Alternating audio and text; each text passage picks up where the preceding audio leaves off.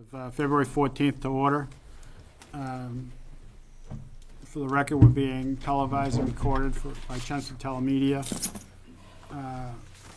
On a side note, our thoughts go out to those in Parkland, Florida today with the tragedy that happened there. So our thoughts and prayers are with you.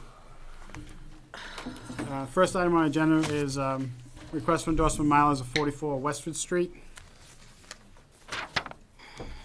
Got a letter? Yeah, we got a letter. Okay, this letter is from Christina Papadopoulos, town engineer. This office has reviewed the plans by PM Flaherty Associated dated March 8, 2017, revised through June 27, 2017.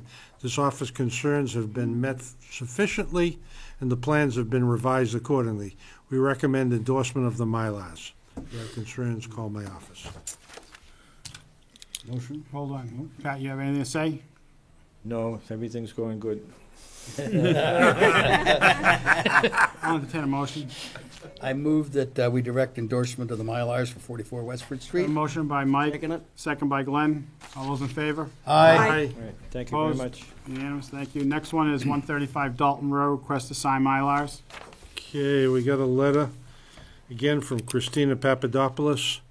Dear members, this office has reviewed the subdivision plans by Landplex LLC, consisting of 6 sheets dated November 21st, 2017, revised through February 14, 2018, and a stormwater report dated November 21st, 2017, revised through December 19th, 2017. This office concerns have been met sufficiently. The plans have been revised accordingly. Recommend endorsement of the Mylars. If you have questions, please contact this office. I entertain a motion. I move that we direct signing of the Mylars for 135 Dalton. Second. Motion by Mike, second by Glenn. All those in favor? Aye. Opposed? Abstained? Unanimous. 16 Maple Street. Okay, another letter from Christina Papadopoulos to us. This office has reviewed the site plans for VHB consisting of 13 sheets. Dated September 7, 2017, revised through November 22, 2017. The stormwater reported date September 2017, revised through November 22, 2017. This office concerns have been met sufficiently. The plans have been revised accordingly. We recommend endorsement of Mylars. If you have any questions, contact my office. I entertain a motion. I move that we direct signing of the Mylars for 16 Maple Street. A motion by Mike, Second. second by Glenn. All those in favor? Aye. Opposed? Unanimous. Next item on the agenda is 313 Littleton Road, modification to a previously approved site plan. Nancy Chen, 313 Littleton Road. The applicant requests a minor site plan and minor modification to a previously approved site plan approval under section 195-104G. The applicant proposes to construct an emergency/access driveway onto the main access driveway located at 311 Littleton Road. The site is located in CB Roadside Commercial District and consists of approximately 2.169 acres as shown in Assessors Map 99, Block 403, Lot 19. We have some letters to be read in the record. Yeah, we got a bunch. I can handle it, okay. If I wear out, I'll give them to you. Okay, this is from Susan Roser at the Board of Health, no concerns. This is from the DPW, Christina Papadopoulos. Dear members, this office has reviewed the site plan by Taj Engineering, consisting of 1 sheet dated December 21st, 2017, revised through February 9, 2018. As a result of this review, this office has the following comments. 1, this department shall be notified when work on the site is to commence in order to arrange for inspections. 2, any revisions of the drainage system shall be submitted and approved by this office. 3, a site as-built shall be provided upon completion of the work on site. The as-built shall be from ground survey and submitted in AutoCAD and paper form. 4, erosion and sedimentation control should be installed. Any sediment that leaves the site during construction is the responsibility of the developer to remove. 5, snow should be removed from the entire access area within 24 hours of any snowfall. Snow must not be piled against the gate. 6, the design engineer has received design and drafting comment from this office. Minor revisions shall remain. Minor revisions remain. Please consider making these items conditions of your approval. If you have any questions, please call my office. Okay. This is from the building inspector, Mark Dupel. No concerns. This one's from the Community Development Director, Evan Belansky. He has a few comments. It's actually a few questions that need to be answered at some point. Is this only for emergency access? If so, then a minimum proper signage should be added, and ideally a gate/chain should be incorporated. 2, if intended for anything beyond emergency access, then the driveway should be paved. Okay. This is from the Center Water District. No concerns. Okay, this one is from the fire chief, well, the fire captain, Daniel Katsufis. Dear members of the planning board, in regards to the proposed emergency access drive, this office finds the following. The gate shall be secured with a Knox padlock suitable for outdoor use that is key to the Chelmsford Fire Department specifications. Also, the emergency access drive and gate shall be maintained at all times so that it is usable for emergency apparatus. The gate and its operational components shall be kept free and clear of snow during the winter months. Next, the grass paved surface shall be engineered to withstand the weight of fire apparatus. Next, any relocation of dumpsters necessary because of the construction of this gate shall be approved by the fire department. Next, this office would approve this plan with these changes and conditions, and I ask the board to make this letter part of their approval process. Daniel Katsufis. Okay, now this one is from Hillside Gardens, Chelmsford Hillside Gardens, and it's signed Mr. Charles Emanuel. And it's to Evan Belansky and the planning board. Dear Evan, please find our list of concerns relative to this project submitted for Garrison Place Incorporated. Must have plan approval by fire department. 2, drainage confined to proponent's property. 3, proper concrete encasement of existing utilities on Chelmsford Hillside property due to heavy vehicle access. Approved by board and town engineer or peer review engineer. 4, replace fence with sliding gate that locks and resembles existing. This is important to keep closed and locked as access is over Chelmsford Hillside Gardens walkway leading to bus stop. 5, asphalt walk and all work on Chelmsford Hillside Gardens to be as existing when now finished. To be as existing now when finished. Okay. 6, all work performed from proponent's side of property. 7, time frame to accomplish work, 30 days from start to finish.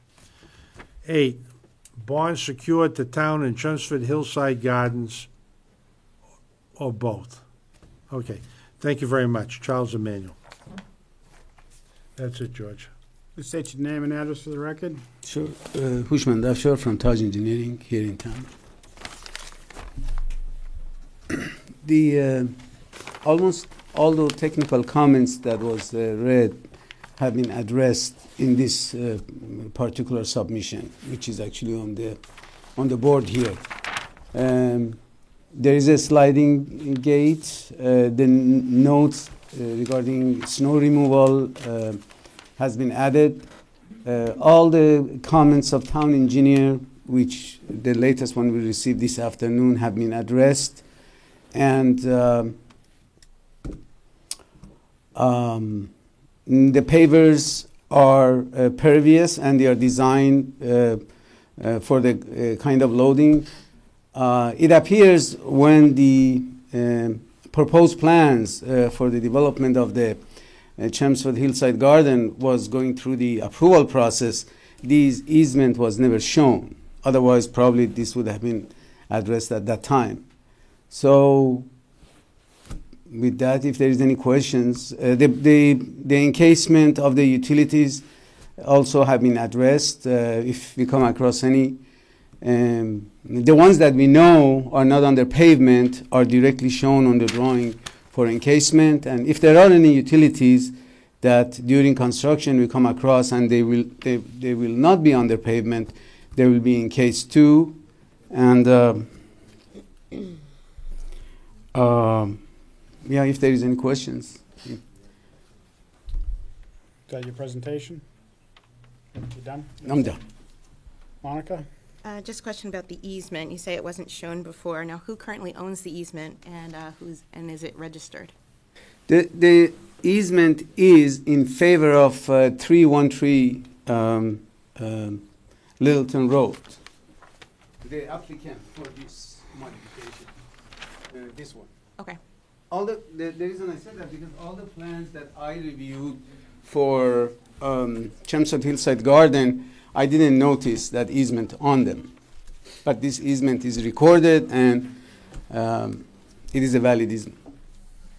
And then I have one more question about the gate. Can you describe what type of gate it's on there? Because I can't see that far. As it is called on this plan, it is right here across the access driveway. There is an existing fence here, and the plan calls for replacement in kind with a sliding fence. Okay, so you did incorporate that. Match, yeah. Okay, that's Right here. great. That's all for me. Lynn? Question on the gate as well. It's a sliding gate. In the wintertime, sliding gates, when they're buried in snow, don't tend to slide. I'm just trying to think of how you're planning on. Is somebody gonna at every snowstorm clean that gate and clean? There is no other way. It has to be maintained. The sliding gate was proposed per the request of the exactly the abutter, and also per the recommendation of the town engineer. And the only way it's got a fixed standard mechanism, and the only way it remains operational is to be maintained and cleaned off the snow. There is a note on the drawing that it says, and it was also a comment from town engineer, that the snow removal should be made within 24 hours of the snowfall. So, Right, I'd like to see something like that on the decision if we end up doing it. sure. And the other question. I'm sorry, that note is actually on this plan, that it should be at two places we have. And the drainage on these pavers, it's shown in your plan that you got crushed gravel underneath them, compacted. Yeah, 12-inch. How is that going to drain in a heavy rainstorm? Do you have the calculations for that as far as drainage It goes? is- So you don't have water running out into their road? Right here, at the edge of the applicant's property, at the edge of the pavement, Yep. there is a chamfered curve, which is curved on the top. And so that holds that runoff from the applicant's property this side. So the fire trucks have to climb over a curb to get onto the road? It's a curved, top curved A berm? curve, right? And that has been put in there per the recommendation or consultation with the town engineer. So that stops the runoff from coming onto here. So it remains only this area that drains itself. Right. And how wide is that area, would you say? 24 feet wide. The opposite way. How long is it? I'm sorry. You mean from here to here? Yep. About,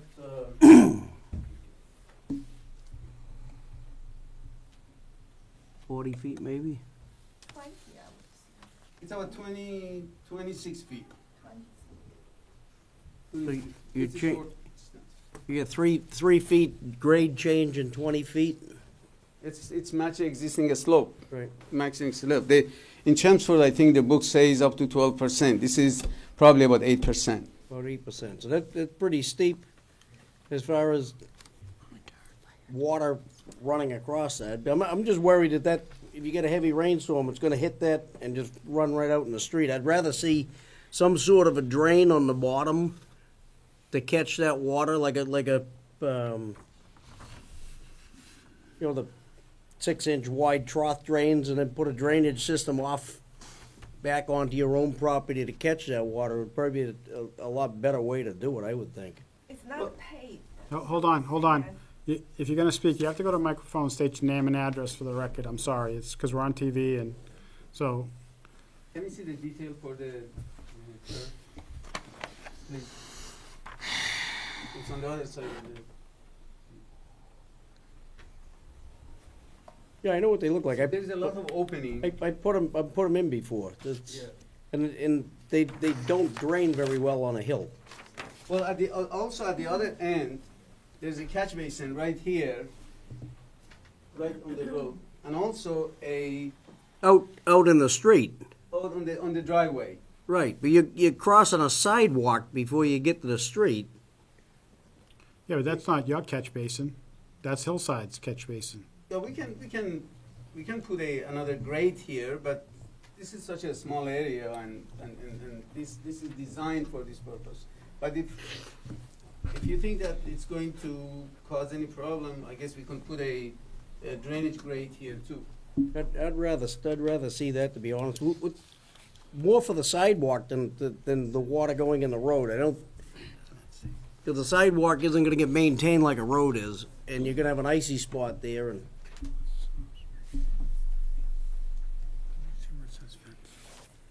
No, I don't see any fence in there. that's Yeah, the only difference between the proposed condition and existing conditions are those blocks. What's mulch two? right. What's mulch two? That's all I got, George. Ed, Two questions. First of all, why are we doing this? Could I answer that question? Come to the mic. Okay. I had easement you need since. to state your name. Oh, okay. My name's Nancy Chan from Garrison Place Inc., which owns 313 Littleton Road. I had this easement since 1994. And just Hillside Garden and the town decided to develop this condo. They totally ignore or deny my easement. It's registered since 1994. Every time I talk to their attorney, they say, you don't have an easement. Every time I talk to the owner, you don't have an easement. I went to all the meeting, make sure they understand I have an easement. So at the beginning, the reason I have the easement is that we were thinking about drive-through. Right now, forget about drive-through. I only want an emergency exit because a lot of accidents happen right in the front of my entrance. And then once police got here, nobody can get in and get out. Okay? Happens so many times. And that's why I do very low-key, low minimum. The next step is to forget about your easement. Okay. That's the next step. And that's why we didn't pay. We just at the beginning we used the crushed stone, which Colleen knew that. Now we make it nicer, so we made the concrete. If you worry about drain, then we can use crushed stone. What I try to say is there's no difference in the drainage right now or with the crushed stone. Okay, so if I'm hearing you, you're asserting your rights just because you have an easement to have the emergency access. That's what I hear you say. Okay, I have another question. I have two more questions for you. Have you submitted a copy of the easement to the planning board? Yes. Do we have it in the file? I believe so. Okay, so we have a copy of the easement. Third question. It shows that there's a paved driveway around the back of the building. Yeah. Does that exist already? Is that area paved already today? Yes. It's a service road, we call it, Your service road, okay. where the delivery truck goes. Yeah, I just want to make sure this isn't the preliminaries to a drive-up window. That's all I'm trying to convince myself here. And- Okay, And also talking about the snow removal, I have a snow removal contractor. Plus, I myself has a snow removable truck Okay. since 1993. I mean, no, since 1999. All right. So, in other words, if we clean that very well. And All right. I want to keep it open. And also, the other question I want to say is, my neighbor keep on saying they put a lock. I will lock them, but I will not put a lock because otherwise the fire department has to find a The key. fire Fire department has what they call a Knox box. It is I something understand that. and that is locked. The gate is locked by the fire department. They have the key. They will do it. I understand that. But what happens if I am not there or fire department is not there, and then they have to open? It's an emergency access. It doesn't get open. The Okay. only ones that can open it is the fire department and the police department. Yeah, that takes care of my questions, George. Thank you. Mike? I guess I'm covered.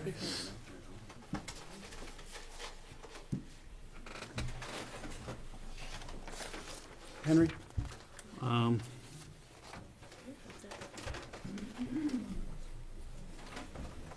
I'm covered, I guess.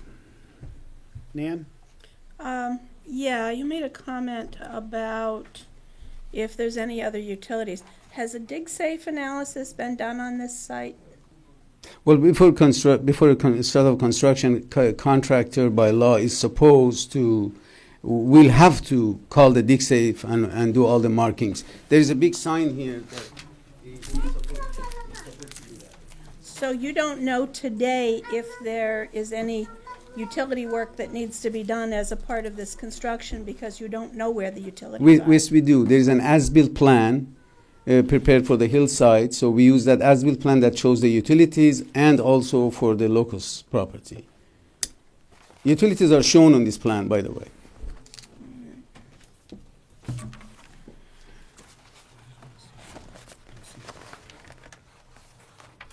No other questions?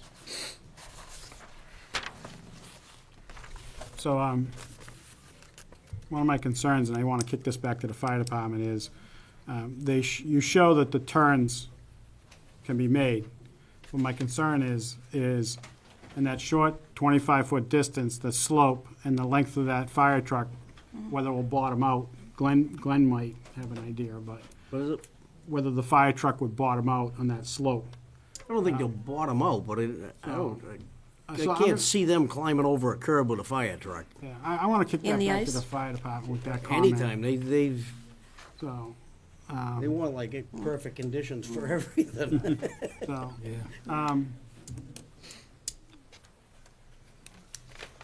so, one of your butters letters, they talk about time frame to accomplish the work. Have you figured out a time frame to accomplish the work? 30 days is enough. He's asking for 3 days, that's fine, that's fine. We'll comply with that. Okay. Go ahead. Mayor, Mr. Chairman, the including all the signage which we have added to this, there is a sign that very specific. It says emergency vehicles only.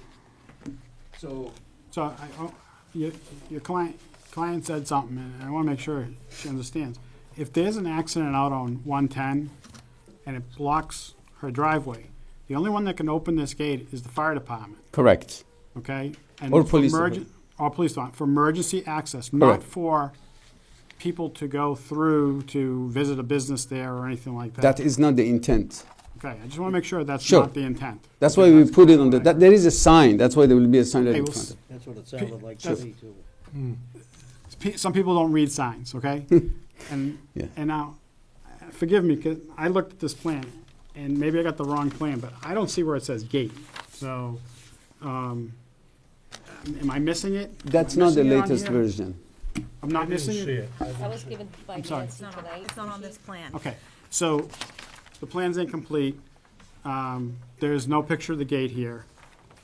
So, to me, that's The issue of the gate came about since yesterday. not on the plan. Agree with me. You've been pointing it out on there, and it's not on it, That's an older plan, yes. okay? So, At this point, this is not a public hearing, but I received an email asking if neighbors can speak. I will allow neighbors to speak.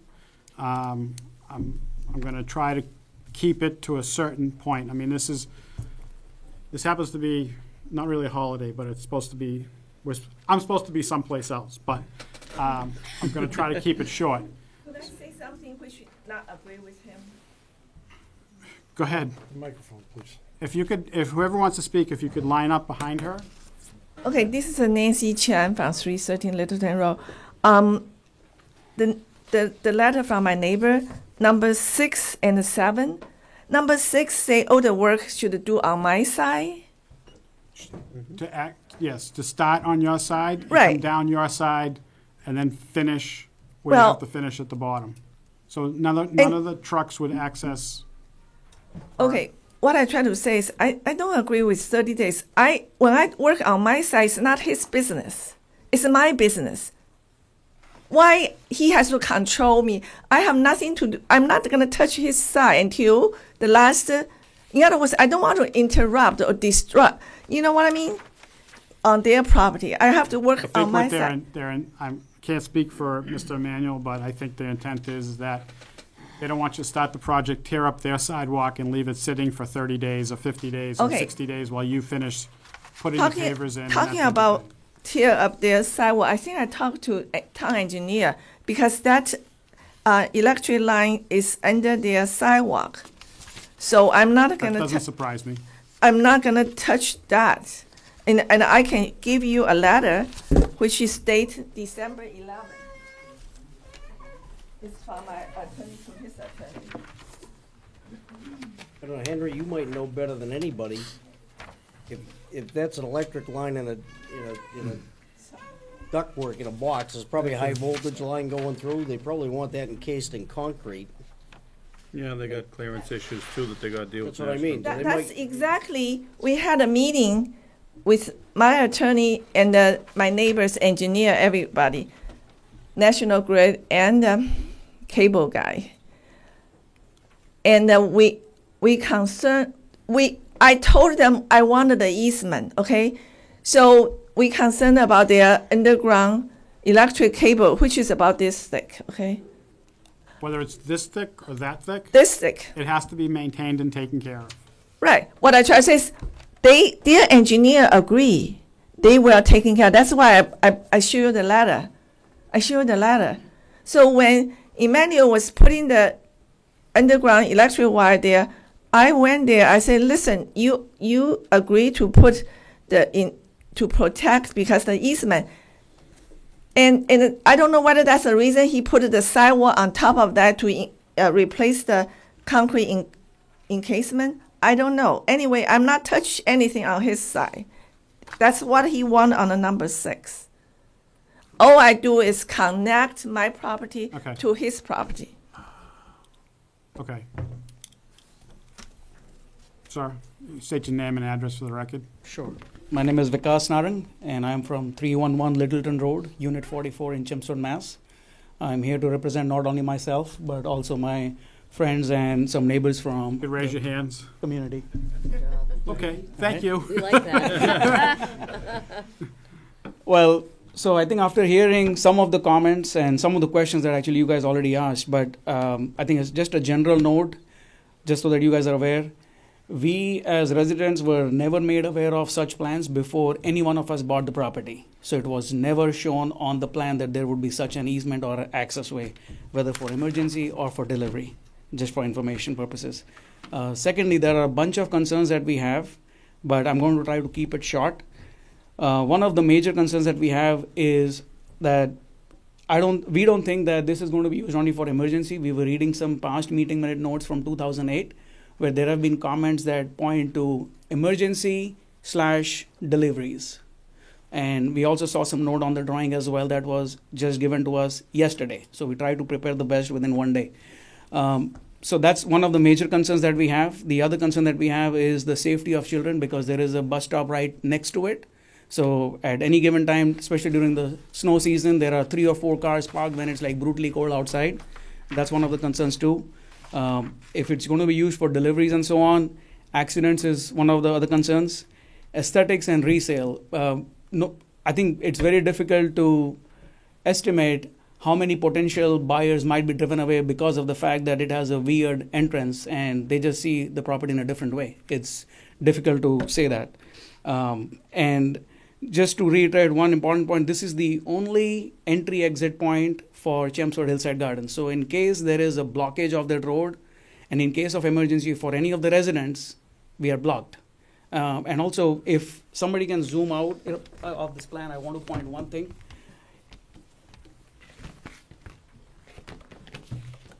If this is for emergency purposes and there is a fire truck coming here, then I fail to understand, this is more of a confined space for a fire truck to be there and, let's say, put out a fire in any of the buildings, rather than being at the front of the building and being away from the fire. So I really fail to understand, and just for information purposes, I'm also a civil structural engineer. I work for a power company here in Andover. So that's why I wanted to bring that point up, because I see it more of a confined space for a fire truck to be sitting there and actually servicing a building that's on fire, rather than being away.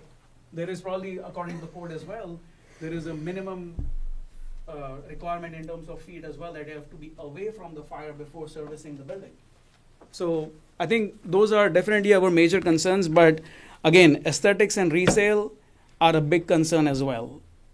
Again, like I said, I want to keep it short and not take too much of your time. Thank you. Those of you that raised the hand, do you agree with what he said? Yes. Thank you. Thank you. Please state your name and address for the record. Douglas Hausler from Lampert, Hausler, and Rodman. I'm here on behalf of the Condo Association at Chelmsford Hillside Gardens. You read the letter of Mr. Emanuel, which identifies the points that were of concern for the Condominium Association. I have to take issue with some of the misstatements made to this board by the engineer and the applicant. The first is, there is a record easement. Has been, will be, it hasn't been revoked, it has not been terminated. It is part of the chain of title and has been on public record for at least 40 years. So where we're getting this, that the Hillside Gardens Condominium Association has denied the existence of the easement is absolute fabrication, i.e. an outright lie. And it can only be intentional, because Ms. Chen has had discussions about the easement with Mr. Emanuel at the time he was developing it, and all the way through the process. So where we come tonight with an assertion that there was a denial of the right of an easement is just plainly, it's absurd.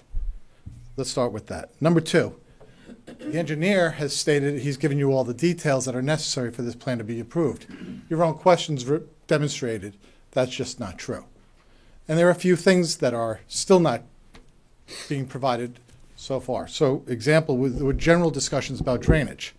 We'd like to see the drainage calculations.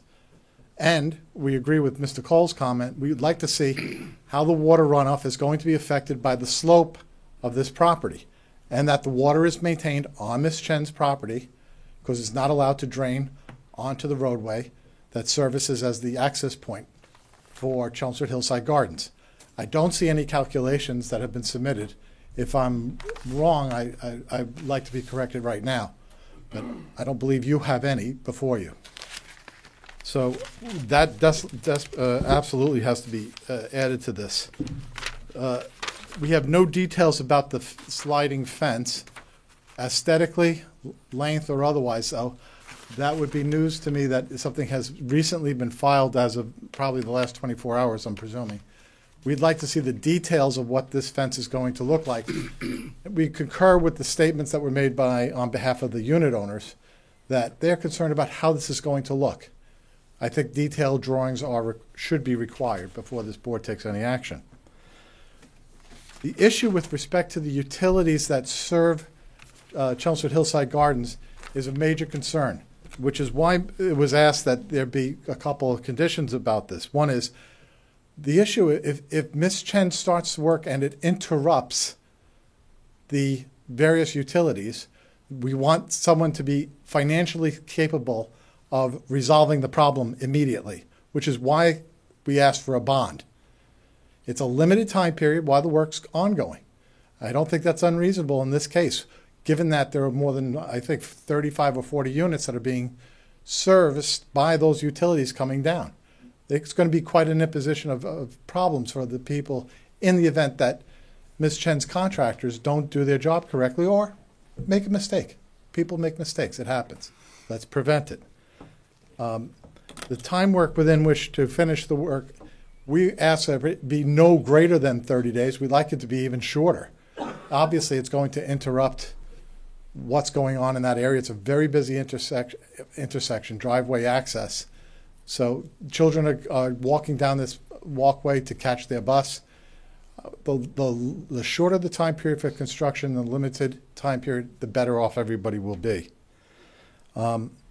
We also want to make sure that there are conditions and a bond in place with respect to the replacement of any damage to the asphalt walk. So we ask you to consider adding that as a condition. The encasement issue of what we're concerned about is what happens after the work is completed and the fire trucks or heavy equipment goes over the utility lines. We'd like to see the details of the encasement that is going to prevent these trucks from harming the utilities that are serving the condominium association. Those are the details that should have been provided from the outset.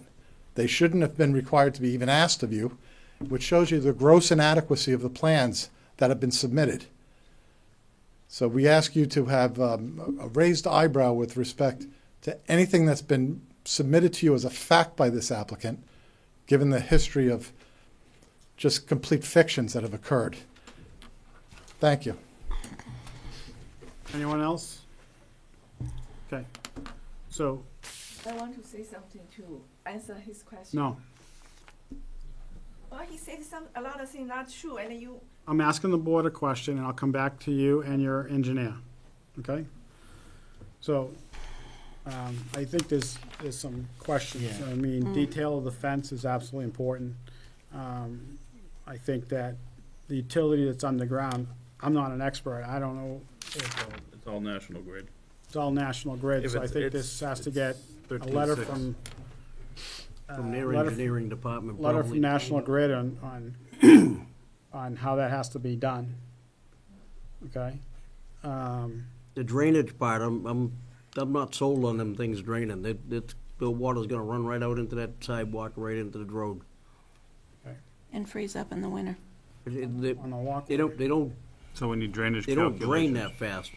In the summertime, they may, because it's grass. Yeah. It'll absorb. But in the But winter, in the it's gonna- wintertime, it's frozen. It's the same as having hot top there. So, and then I still have a concern on the fire department making it up that hill. But if you sand and salt it in the wintertime, you're gonna kill the grass. Right? So it's gonna be basically useless in the winter. Okay. I mean, I think there's also a concern about them doing work during school time. yeah. I'd also like a copy of the recorded easement.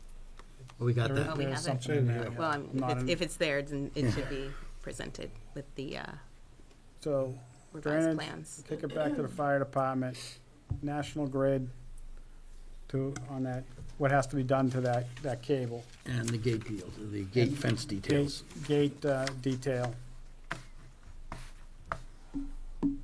Drainage and And- drainage calculations. Drainage calcs. You got those, Tash? Can I say something? Yep. Okay. I keep on saying the same thing. That's the reason we are not going to pave that section.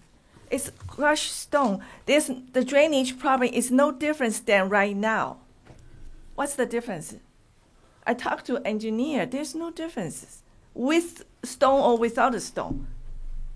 And we are not going to let the surface road water run to that area. There's still, so the will be a little bit higher, so the water will not go to their property, or whatever. It's still the same. Everything's the same.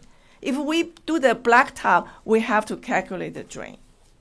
I think I talked to Colleen, but in the Colleen's not an engineer. So no. you can I talk talked to her. the planning board from day one. The reason we use the stone is we don't want to generate any drainage to their property Okay, to. so then it shouldn't be a problem for the drainage. Be able to And calculations also, to come and give us Attorney a- Counselor say the easement has 40 years. There's no easement is the year after I bought it, which is 1994. You're not losing your easement. Your easement is still there.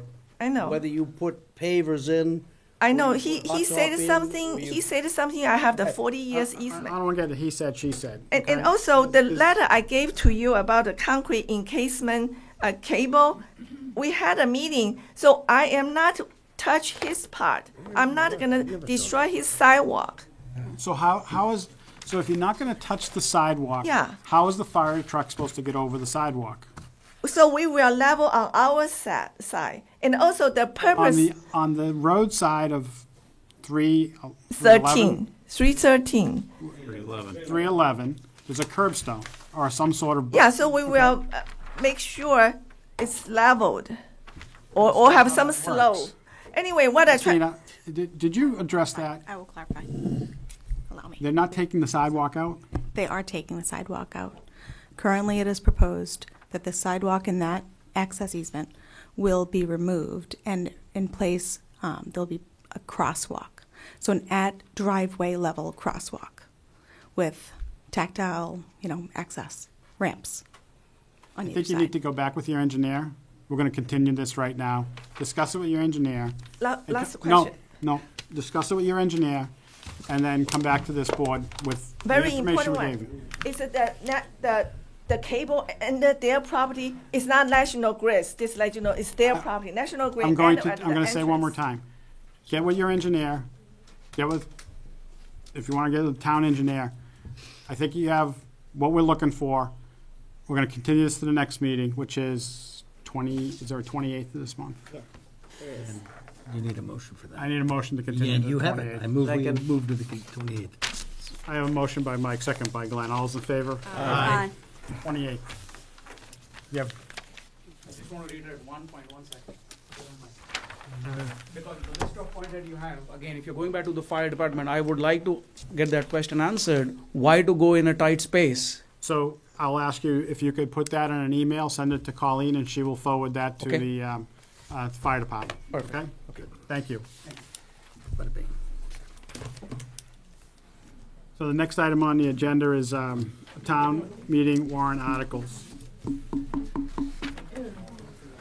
Chelmsford Planning Board, legal notice, the Chelmsford Planning Board will conduct a public hearing pursuant to General Law, Chapter 40A, Section 5, on Wednesday, February 14th, 2018, at 7 p.m.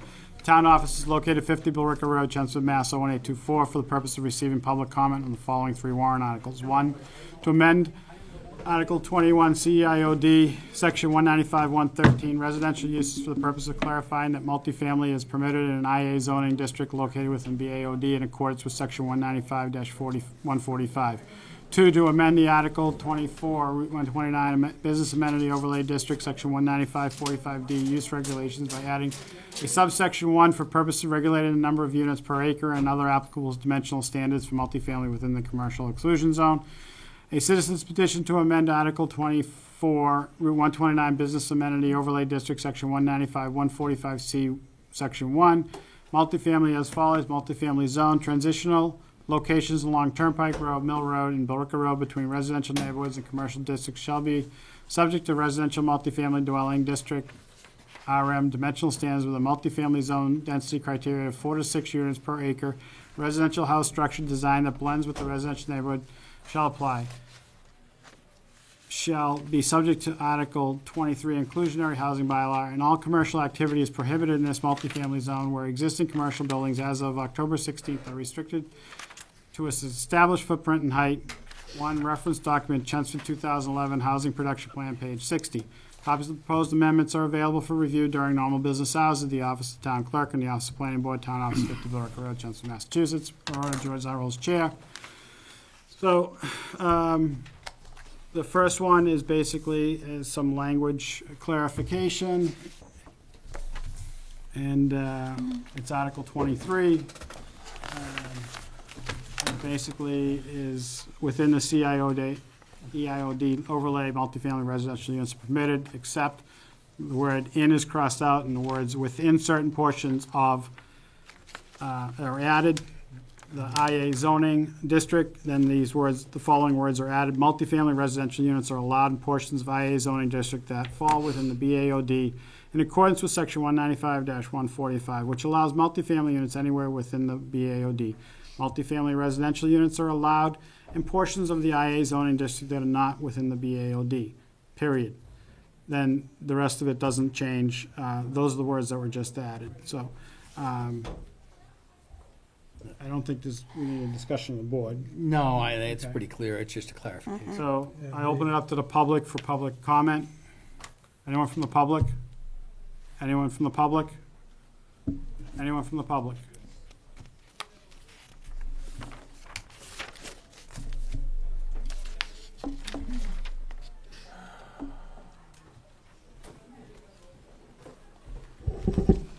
Good evening. Chris Bowman, Precinct 4 Rep, 3 Julio Street. In December, there was discussions between myself, Mr. Latina, also a Precinct 4 Rep, and you, Mr. Chairman, concerning resolving the issues and concerns raised during the 104 Turnpike Road project, specifically concerning the CEIOD and the BAOD. And these two items that the planning board is proposing, I don't see how that resolves any of the concerns raised by the residents. I do see how it takes away barriers for placing multifamily dwellings Talk in. about one thing, okay? Okay, well, they are connected, No. as you know. So I'll make it real simple. Item number 2, planning board's withdrawing. Okay.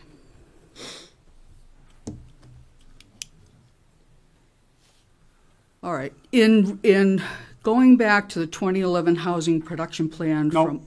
it has nothing to do with this. Uh, You brought it up, and that is, you said that in the CEIOD, that there was a reference that there was no residential zoning in IA. This language, and then BAOD allows residential. You said the language was not clear, even though the BAOD was a overlay that was subsequent to the CEIOD. Our town council told us that would overlay the CEIOD.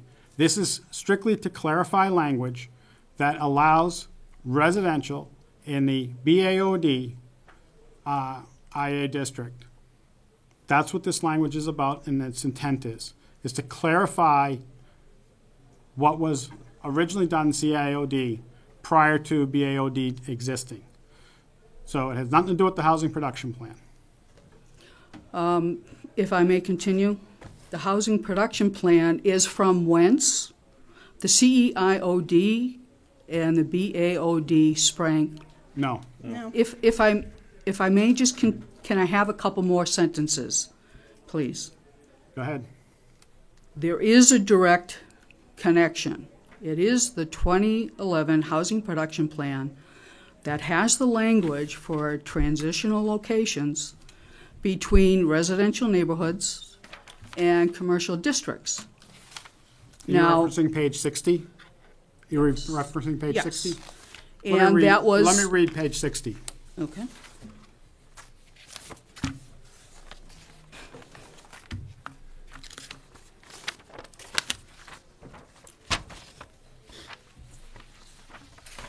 So housing production plan is not a planning board document. It is a document that was done by the Affordable Housing Committee. Okay? So I think what you're referencing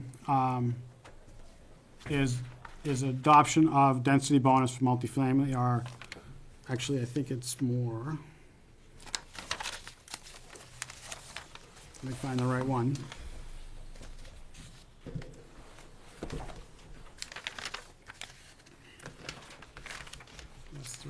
revised, that's revised. Oh, here it is. In the housing production plan, page 59 to 60, adopt low-density multifamily zoning.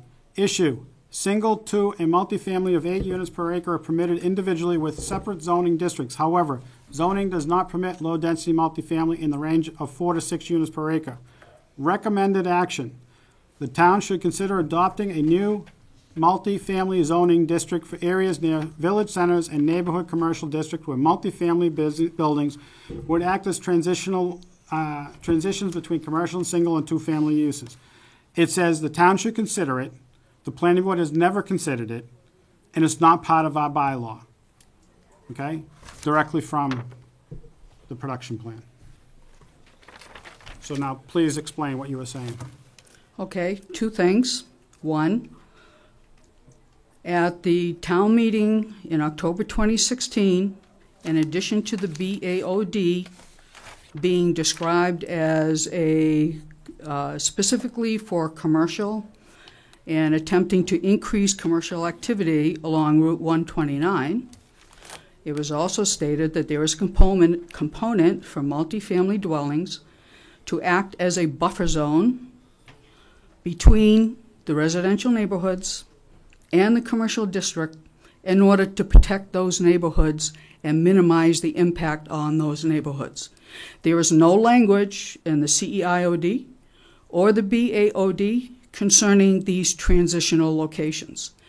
That language is only found in the 2011 Housing Production Plan and in the 2010 Master Plan. During the public hearings for the 104 Turnpike Road project, it was described specifically as in this buffer zone, but again, and as a protection for the residential neighborhoods between them and the commercial districts. In addition to that, in the inclusionary housing bylaw, there's a requirement that the planning board consider factors, and specifically mentioned was the... You're out of order. You're out of order. It's within the bylaw, sir. It's within the bylaw, but it has nothing to do with this. But I'm asking you to stick particularly with the language that's here. Okay? Oh, for the CEIOD. That's correct. Okay, so for the CEIOD, by removing the statement that residential multifamily housing is prohibited within the IA, it does not just affect the BAOD. It affects any IA district throughout the town. No, because it clearly states that portions of the IA zoning district that fall within the BAOD, falls within the BAOD. No other district, no other IA district falls, this applies to. Only within the BAOD. It's there, it's in words. Does the board agree with me on this? Absolutely. Okay. Council is told to do. Yeah, and council agreed.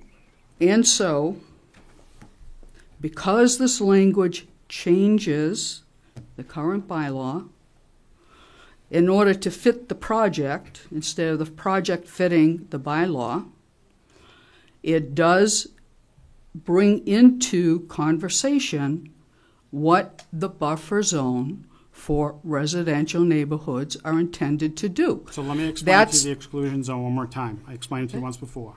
Originally when we did the 129 overlay district, we allow amenity zoning. Amenity zoning would be restaurants, banks. I understand. Dry cleaners. Our concern was that we didn't want to have a restaurant or a dry cleaner directly across the street from residential neighborhoods. So we created an exclusion zone that does not allow amenity-type zoning. It still allows the residential zoning under the BAOD. That doesn't change. It was clearly stated to eliminate amenity zoning within those areas, period. Does not change that the underlying IA district, does not change the industrial use. It was strictly to eliminate amenity zoning within those areas. Strictly. That's it. That's what the exclusion zone is. And it does state, by reading the BAOD at 195-1-145, that the only thing that can be built in that area under the BAOD is multifamily dwellings. Right. Right. But someone can come in under the IA zoning and not apply for the BAOD and build an industrial building. I understand. That does not change. I understand that. Okay. Okay? Yep. As you know, taking that check valve off, the CEIOD, then leaves open, since you have withdrawn the second item, then opens up questions about density and scale. So there are a lot of ramifications about changing the wording for the CEIOD. It still does not resolve the use regulation schedule itself, which also prohibits multifamily dwellings in the IA. Not changing the use regulations. I'm sorry? We're not changing use regulations. But the use I'm just saying, the use regulation specifically says for multifamily dwellings under the IA, it is not prohibited. I'm sorry, change that. It is prohibited. And It is not allowed. under the overlay, we're allowing it. Okay, you have anything more? Well, the BAO. Do you have anything more on the language that is in this that we're Yes, changing? to the BAOD and to the BAOD. The BAOD says that the use regulation shall apply. This has nothing to do with the BAOD. This is in the CEIOD, okay? It's the language within that. That's what this board is voting on. We're not voting on anything else. We're voting on that language, whether we're going to recommend it at town meeting or not. Which specifically affects the BAOD. And so, because there are other issues involved, this is not just a language problem. This has full ramifications. Obviously, we disagree. I understand that. I wanted to bring it before this board. Thank you. Thank you very much. Anyone else from the public? Anyone else from the public? Anyone else from the public? The board, move to close the public hearing? Move the, this Unless is you have, pertinent to this one item. This first item All to right, I'll amend move to close the public 21. hearing. Motion by Mike, second by Glenn. All those in favor? Aye. Okay. The board can, I'll entertain a motion that we recommend approval of the language change under Article 21. 23. Sorry? 23. 23. Article 23. Oh, no, you're right. Article 21. 21, commercial Section enhancement. 195-113, as stated before us. Do I have do I have that? I will move that. I have a motion by Mike that we recommend approval of this change. Second of it. Second by Glenn. All those in favor? Aye. Opposed? Now we get down to 3. So the next one, like I said before, Article 24, Route 129 Business Amenity Overlay District, Section 195-145D. The planning board has decided to withdraw that, so that will not be on the warrant. Next one's a citizen's petition to amend Article 24, Route 129 Business Amenity Overlay District, Section 195-145C. Seeing the hour is 8 o'clock, I'll start the public hearing. I'm going to end it at 8:30, and then I'll continue it to the next meeting.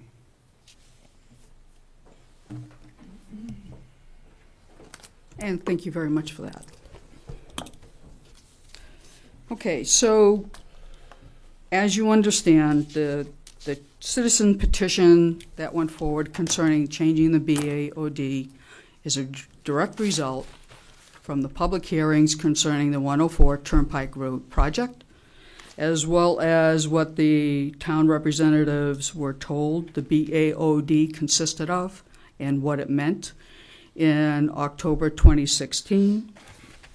The 104 Turnpike Road project was the first project for a private project for multifamily dwelling that came under the BAOD.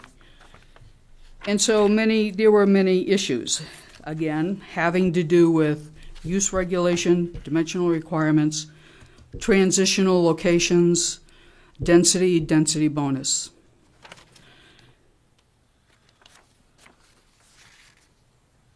you've heard all the arguments before for each of those items.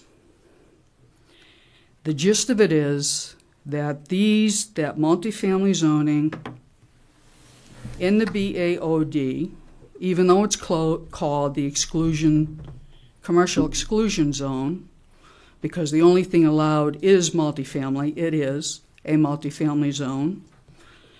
The inclusionary housing bylaw requires the planning board to consider factors in the planning documents, specifically spells out the 2011 Housing Production Plan.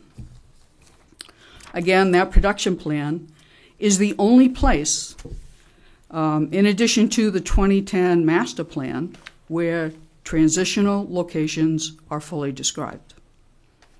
Transitional locations are meant to be an effective transition and buffer between the residential neighborhoods and the commercial districts to protect those neighborhoods, to have comparable design and scale and density to those neighborhoods, so it really is a transition from one to the other and not a commercial building with a different facade with the same height. That's not a transition.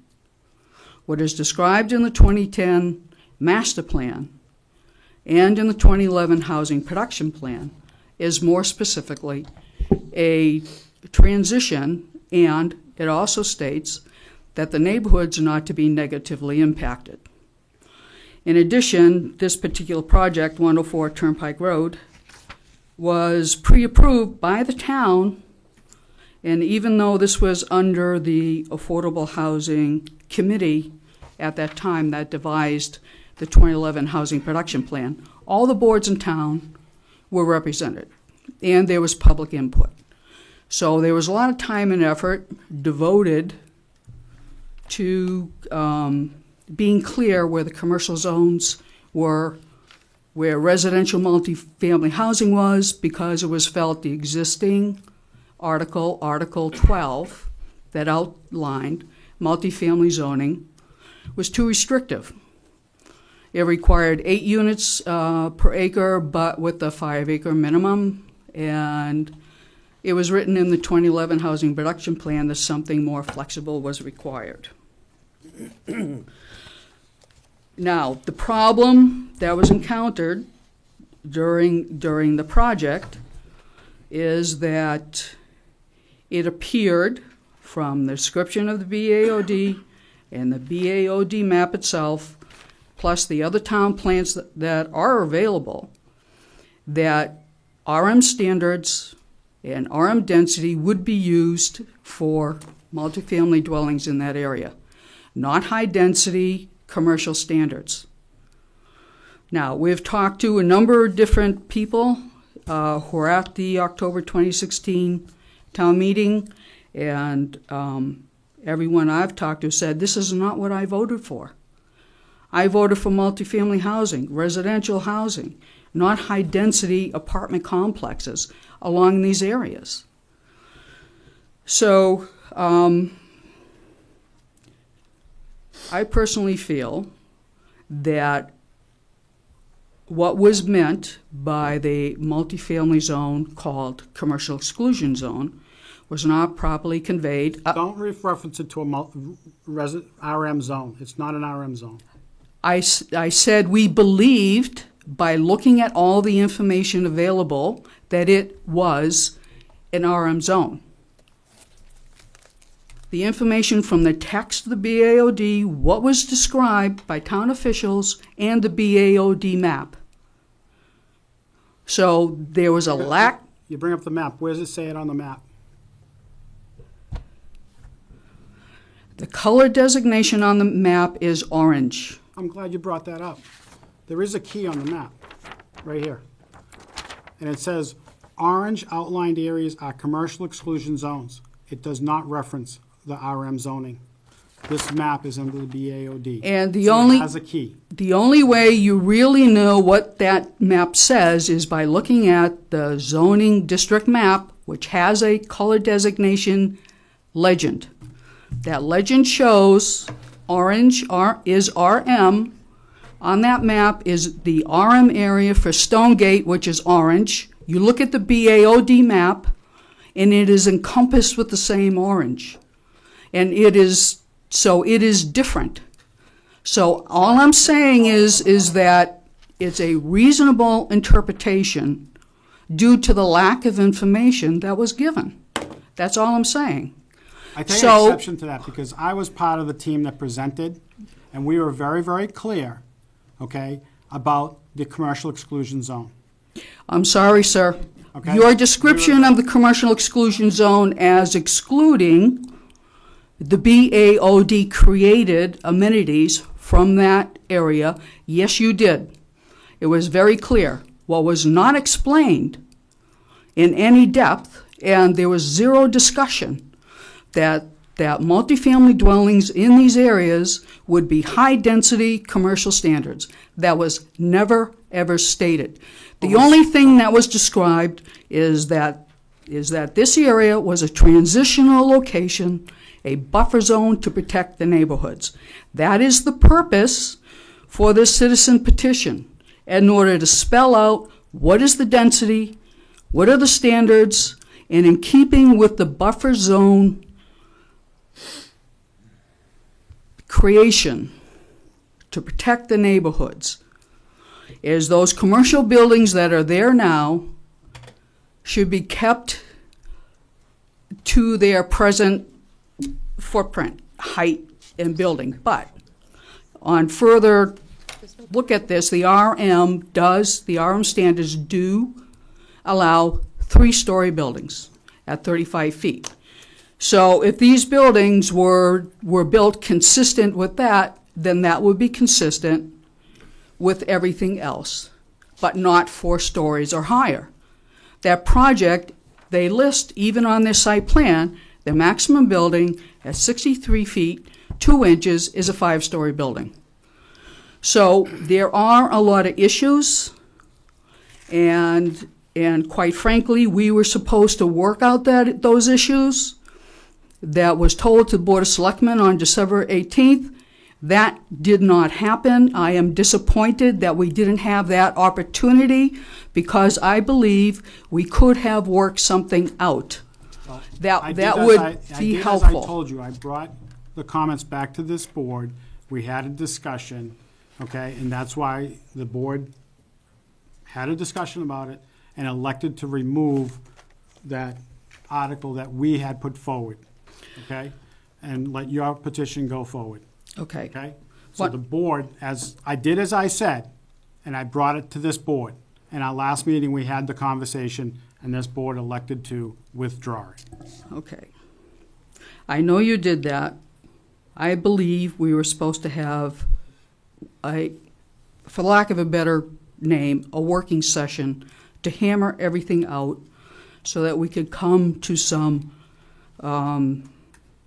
mutual understanding and consistency, not only for the board, but for the residents and for the developers as well, because the residents should not have to come before this board on every single project to fight it tooth and nail. Zoning is supposed to provide assurance.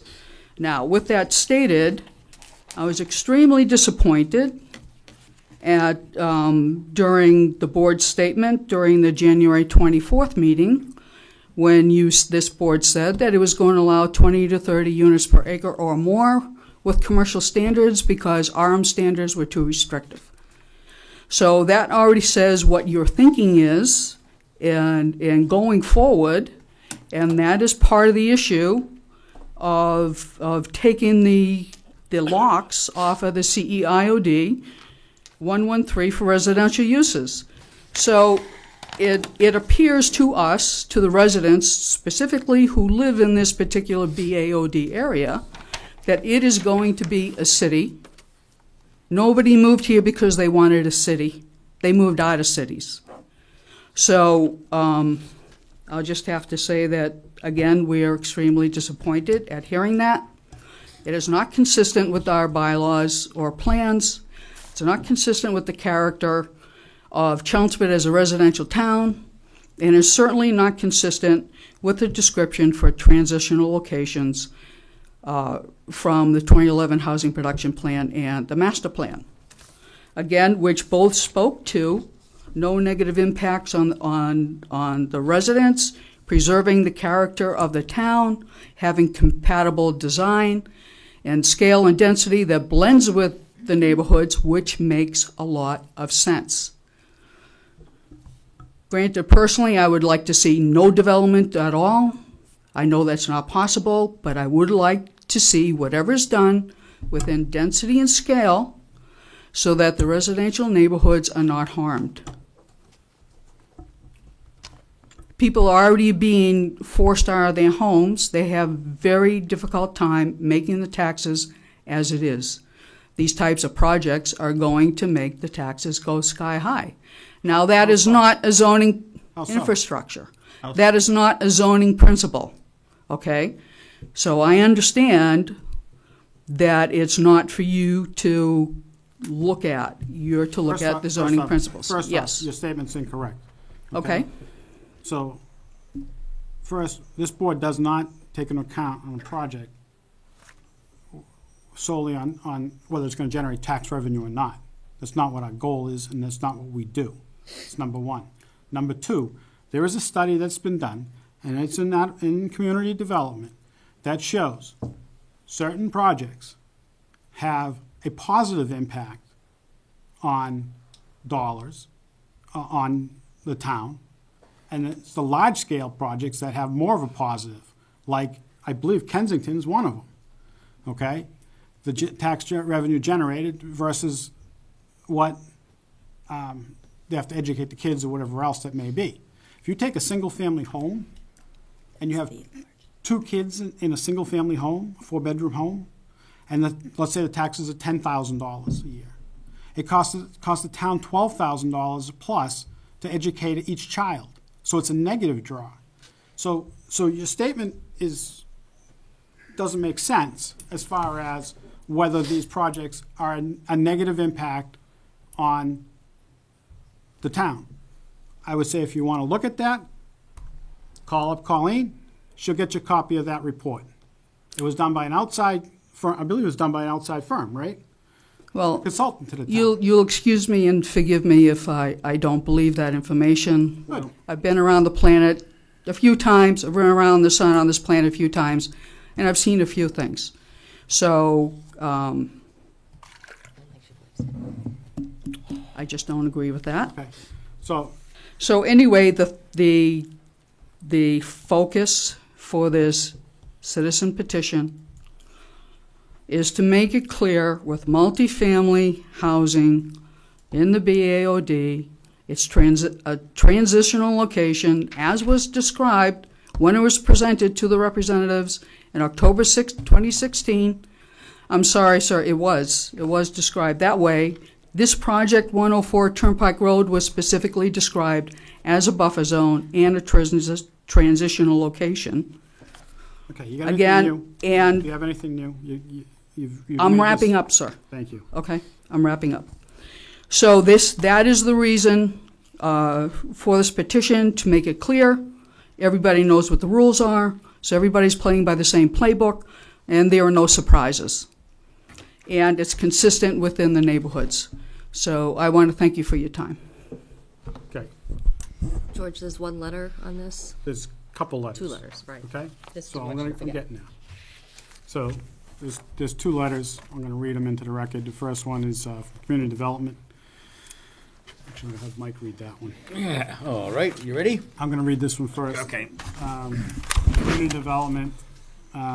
I have reviewed the proposed zoning article and submit the following for consideration.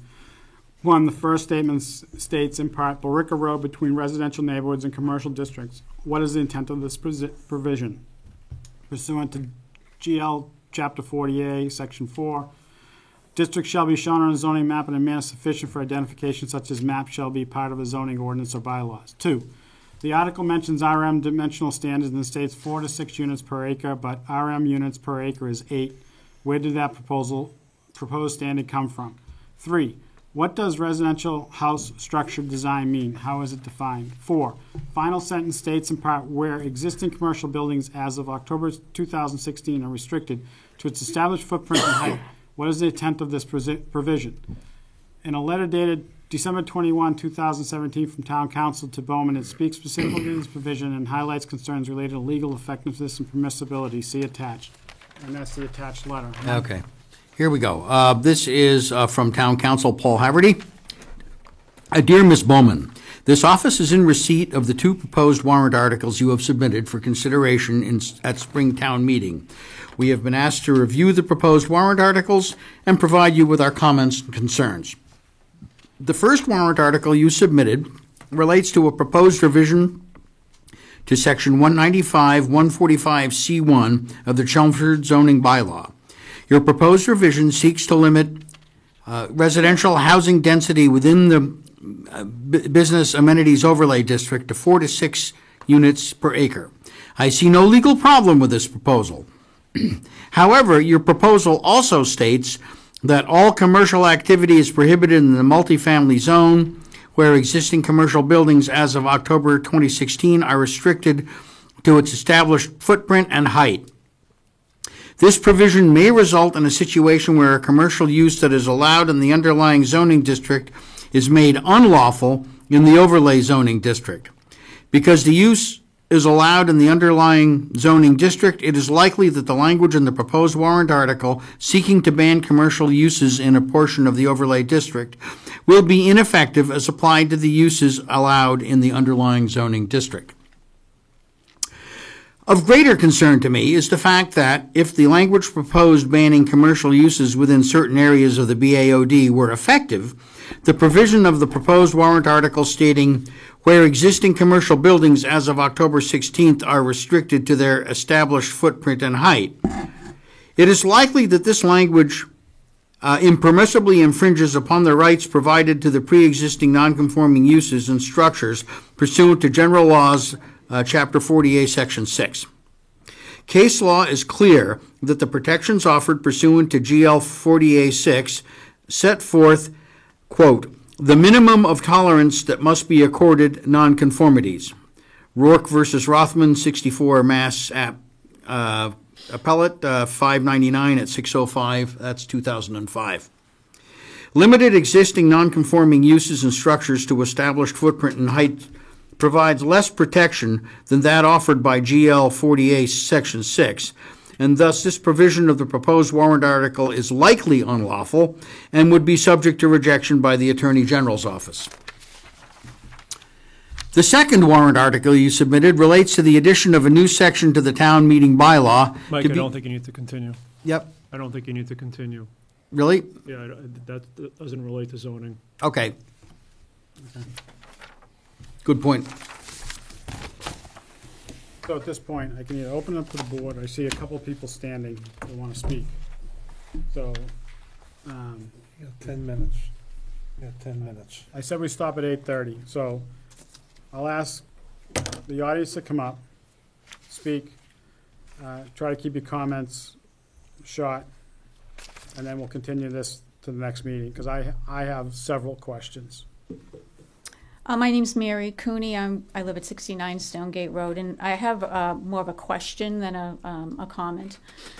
It relates to the proposed amendment, and we live within the RM zone, which is Stonegate. Mm-hmm. And under the current zoning, it's designed to support density-appropriate residential development, which requires a minimum 80,000 square feet or 5,000 square feet per dwelling unit of land for multifamily housing, whichever is greater. So given the amendment, would that still be in place, that a developer would need a minimum of 2 acres to develop a multifamily? The amendment before us appears that they need 5 acres, but I can't speak for the applicant. The RM zoning doesn't change. So if whatever. there's RM somewhere else in town, that still applies. Okay? So the underlying zoning would apply? Would remain unchanged. Nothing changes. Nothing would change. So they still would need 2 acres in order to. Within an RM. Within an RM district, not an IA district. Correct. You Only said- because there've been two projects that have come before that had much more on less than 3/4 of an acre. And we're just wondering how You're not. they were being presented. A separate issue. I understand it's a separate issue, but I'm just trying to understand the zoning and how any changes,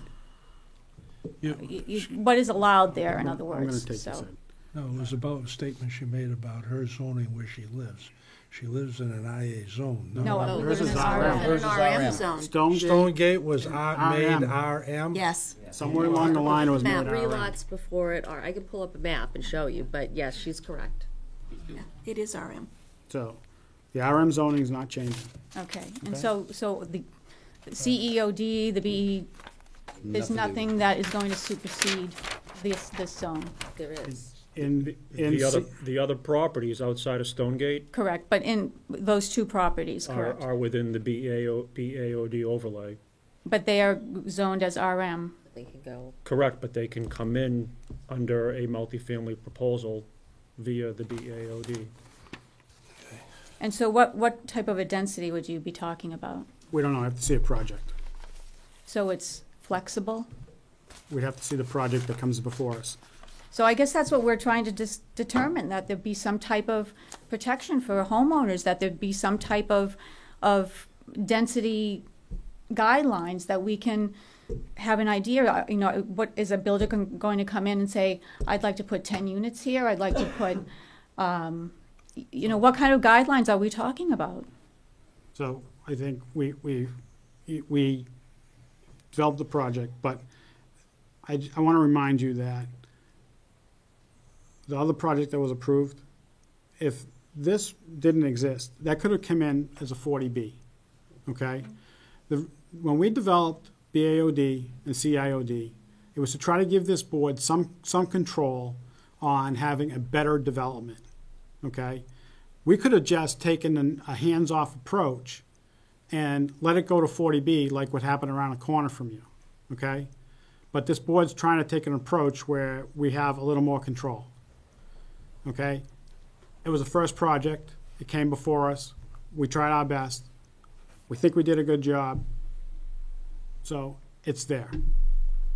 So you can talk about density all you want. We came up with a density. There was a bonus with the project. We approved the project at that number of units, okay? It's no different than what Kensington or up in Technology Drive around the corner from where I am, as far as the number of units. This board, I don't think this board said we want 20 to 30 units all over town. That's not what this board said, okay? This board said, actually Monica said it the best, I think, that why should we tie our hands and have 4 or 6 or 8 units per acre when 40B projects, someone just, why would they come before this board? They would just go get a 40B and build. And we have no options. So, It's difficult for me to understand, you know, all the zoning, but, you know, my concern, I have larger concerns, but my initial concern, because we are direct abutters, that there's 2 tiny pieces of property, and we have developers that we feel are using these new zoning regulations to overbuild these 2 pieces of property. Well, one that's potentially buildable, the other one is still not sold, but it has the potential. So I'm going to pull you back. What we're here for is the language that's here that's presented to us, okay? We can't talk about the lot in front of you. This language here, if you support it, tell us you support it. If you don't support it, tell us you don't support it, and why you support it, why you don't support it. That's all I can tell you. Well, I do support it. I support it, but I would like to see, you know, that 2-acre minimum. Okay, thank you. You have 5 more minutes. Michael Cooney, 69 Stonegate Road. I'm also a board member of the Stonegate community. Did our lawyer send you a fax today? You're supposed to send us a fax. We don't get fax. Okay, in fact, I have a copy of it here. I'd like to give it to the board, supporting our concerns. I also like to know why and when number 2 was withdrawn from today's. Because this board decided to withdraw it. Today? Nope, No. Could last you, meeting. could you have put a notice out or change the agenda? Why? Why? Because we spent time and money to address it with an attorney, and now we came in, it's not in front of us. I'm just saying, we spent time and money. We as a board decided to withdraw it. If you do that, I just would appreciate it On if you number put two, it. you couldn't have hired anybody to review anything because the board didn't create We any didn't have language. any language. We did hire someone, we did spend money on No, it. I'm just Listen, saying, listen, I'm not gonna get into Okay, it. I know. Okay? Just saying, I wish you had known, that's all. Yes or no on this, give us facts, and let's get forward. I would like to know if the dimensional standards for overdeveloping undersized lots is addressed in this. I don't know, you ask the That's person not behind our you that article. made it. Yeah, it's not How does the board feel about overdeveloping undersized lots? We'll have a discussion amongst our board about this article that's before us. Okay. Can I give you the letter from our attorney? You can submit it to the clerk, to the secretary over there. I'm sorry, but there's just like an edge, and I'm sorry about this. We're here just to protect our properties. I know you guys work hard. Listen. I know about you. I don't want it to be. We work hard to I know you try to do. protect the town as a whole, too. I understand that. I'm part of the town. I'm getting accused of things, and I don't appreciate it. I haven't accused you of anything. I appreciate the board's work. I'm part of this town. I love this town. I know you guys are part of it. I don't feel like we should be attacking people. I think we should just work together. Thank you for your time. I appreciate what you do. Yep. Brian Latina, Precinct 4 Town Meeting Rep, 15 Jesse Road. This 104 project is just down the street from me, and I know the Turnpike Road very well. I have spoken to the selectmen, made an attempt to speak to the ZBA, and all this article does is it simply codifies and takes back to town meeting the housing density of our town. It is town meeting's Are you responsibility. saying town, or are you talking the ZBA in this area? Sorry? Are you talking the town, or are you talking this area? I'm talking this article, which is the only thing I can address. And where does the article address? What area? The article addressed housing density For the whole town? for an RM district, which is across the whole town, as you know. The RM district is across the whole town. There are RM districts all over the town, as you know. But if it's So addressed you in think RM, this why is it under addresses CEIOD RM? and BAOD? If it addresses all of RM? Oh, no. It's only in the BAOD that she has this, so it doesn't address all of RM. Not address RM. Let me just jump in real quick. The point for using RM is that there are existing dimensional standards for residential multifamily dwellings. So where is it That was- where is it for to say 4 to 6 in our bylaw? It says 4 to 6 In our bylaw. In through our bylaw. through. Answer my question. I am Answer my trying question. to answer your question, but you don't want me to. The inclusionary housing bylaw pulls in the 2011 housing production plan, which specifically states that these multifamily areas for transitional locations are meant to be RM overlays. But beyond that, this is residential, multifamily dwellings are residential. Therefore, there should be residential standards, not commercial dimensional standards for commercial buildings to residential. That was the purpose, using existing standards in the use regulation so that there was nothing new created for this, that's all. Go ahead, Mike. Okay, we keep stumbling back upon this report from a committee. A report from a committee is not statute, it is not bylaw, and it has not, I'm quite sure, ever been reviewed by the Attorney General as if it were a piece of bylaw. It has nothing to do with this in a legal sense. It's interesting, and it's important, and it's a document of our town, but it in no way is part of our bylaws. And I think we need to be absolutely clear on that. You're talking the housing production plan? Yep. 2011 Yeah. and 17. Okay. Okay, continue. I'd like to start again. The article simply codifies and takes it back to town meeting housing density. as it relates to this article, and we can read what it says. It's town meeting's responsibility to understand what our town wants to do. The discussion at town meeting, I was there. I've had a lot of years' experience at town meeting. I understood it. I went to see our urban planner before town meeting and looked at the chart for the first time. And he explained that this zone along here was housing multifamily zone. And the quote from him was, before town meeting, was, you wouldn't want industrial properties coming onto Turnpike. And at which point I told him for the first time that I had been told by the previous town manager that along Turnpike, we don't own anything beyond the pavement.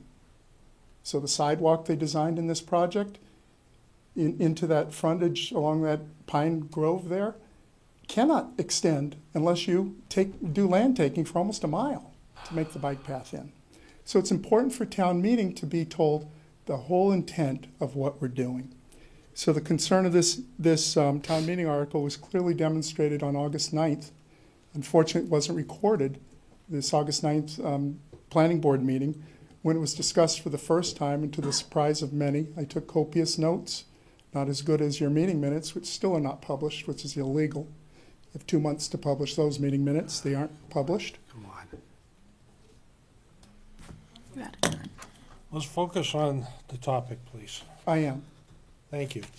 For the first time on August 9th, in the middle of summer, in this room, we heard from one of the people that wrote the article that his intention and the way he wrote it was to allow the planning board, 5 or 6 or 7 members, to determine on each project, the density of those projects. And I can tell you, watching from this room, there were some serious surprise looks. And there was a discussion about current RM zoning densities. And there was surprise in some of our members whether or not that the density was something that was already codified and you had to abide by. So, the second 2 meetings ago, there was a discussion on this board about the current density. The very next meeting, oddly, there was a discussion about possibly having 30 or more units per acre. That was discussed, it's on the record, and it was recorded.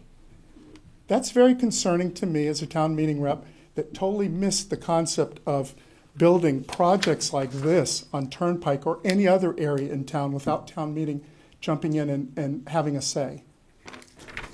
And I can tell you, one of the towns that we do use as our example in this kind of documentation, Andover, just threw out one of our residents when he tried to do exactly what this is, and that town meeting said, absolutely not. We will not change the zoning. That's for town meeting, not for 5 or 6 elected members that change every year. Thank you very much. Okay, see, it's after 8:30, and I said I was gonna cut this off, so I'm gonna continue this to the next meeting, and our board will have our questions for the applicant. And at that time, it'll still be open for the public to make comments.